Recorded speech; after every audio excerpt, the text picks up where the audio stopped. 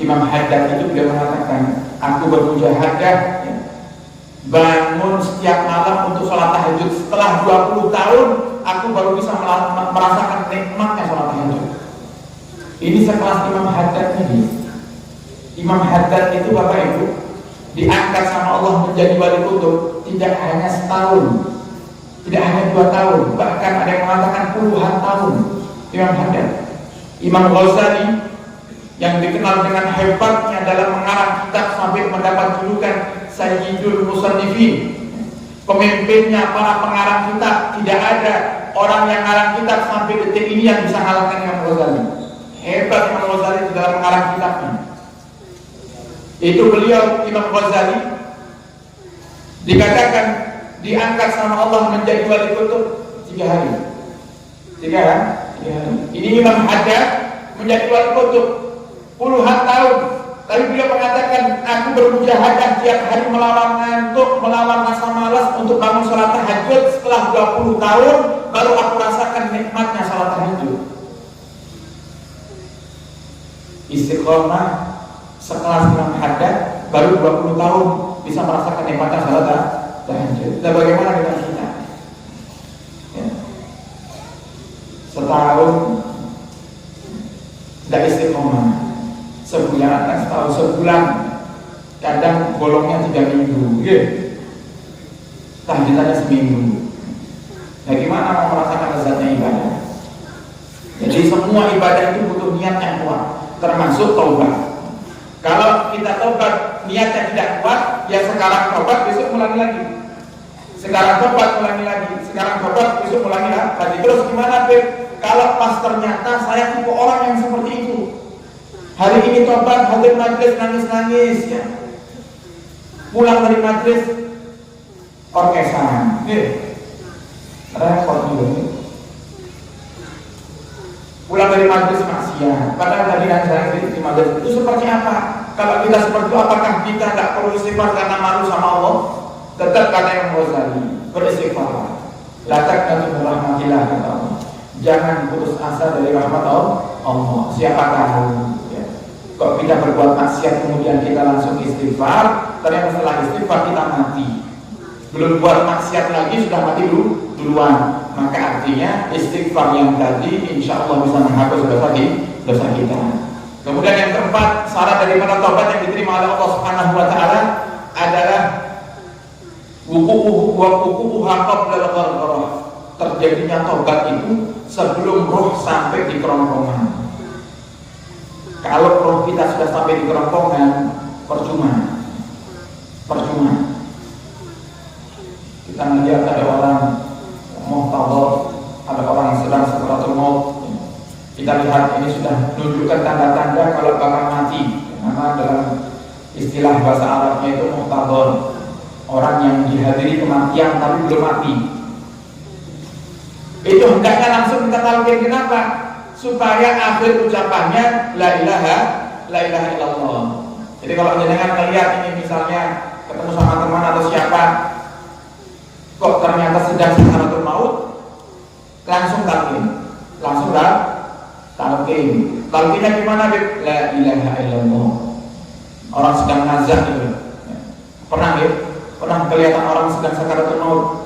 Nah, itu jangan ditagih hutangnya, apalagi kalau anak ini sepak, cuma sepak, tangan urung juga eman, masa nih bapak itu, harusnya ditalkin. Bahkan saking pentingnya talkin itu supaya orang yang sedang sakaratul maut bisa mati dalam keadaan yang baik, sampai para ulama mengatakan tidak usah dikasih embel-embel.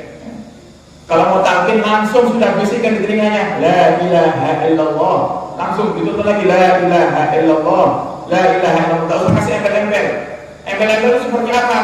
Misalnya kita berhadapan dengan orang yang sedang muhtadar, sedang sakaratul maut, kemudian kita bisikkan di telinganya, Pak, jenengan ikuti saya Pak, saya mau talqin jenengan kesuwen gitu katanya para ulama, selak mati,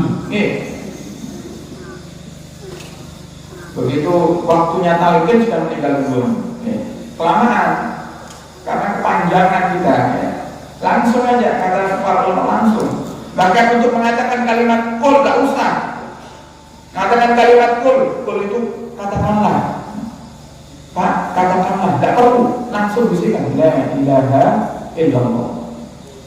Apa pakai Muhammad Rasulullah yang diajarkan sama para ulama la ilaha illallah. Jika dilihat, jika sempat untuk melanjutkan sampai akhir, ya dilanjutkan. Tidak sempat, ya la ilaha illallah saja. Ini kan sudah mentopik, kalau sudah mepet.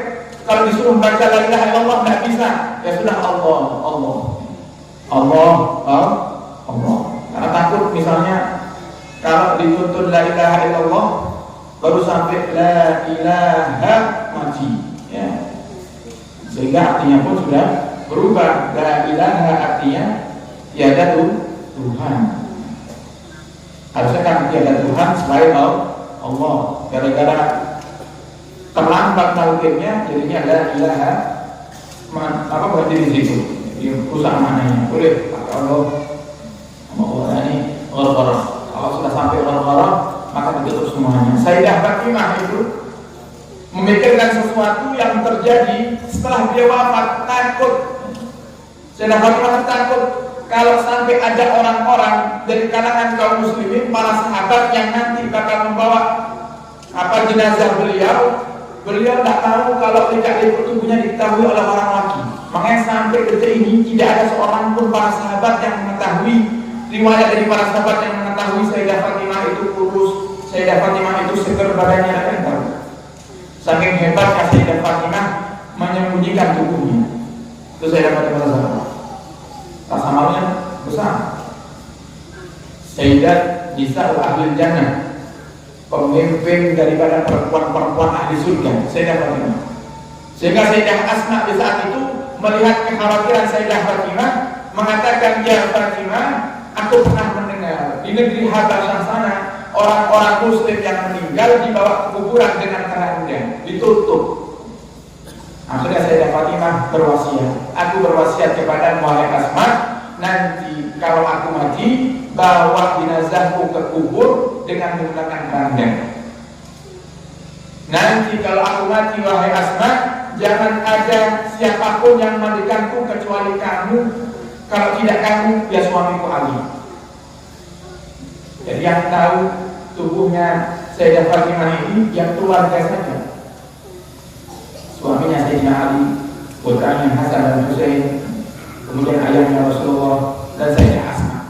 Berwasiat, jangan ada yang memandikan aku kecuali kamu dan suamiku Ali.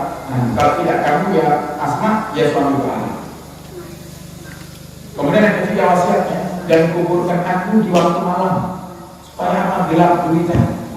Begitu sampai di kuburan, jenazah dimasukkan ke kuburan, tidak terlihat karena gelapnya, tidak ada cahaya gelapnya tempat tersebut. Saking takutnya jika ikut tubuhnya dilihat oleh laki-laki. Nah, ini disebabkan karena adanya rasa malu yang begitu besar dalam diri Sayyidah Fatimah Zahra. Makanya termasuk orang yang paling Nabi cintai dari semua orang, dari semua para sahabat, baik yang laki-laki yang perempuan, yang paling Nabi cintai adalah Sayyidah Fatimah Zahra.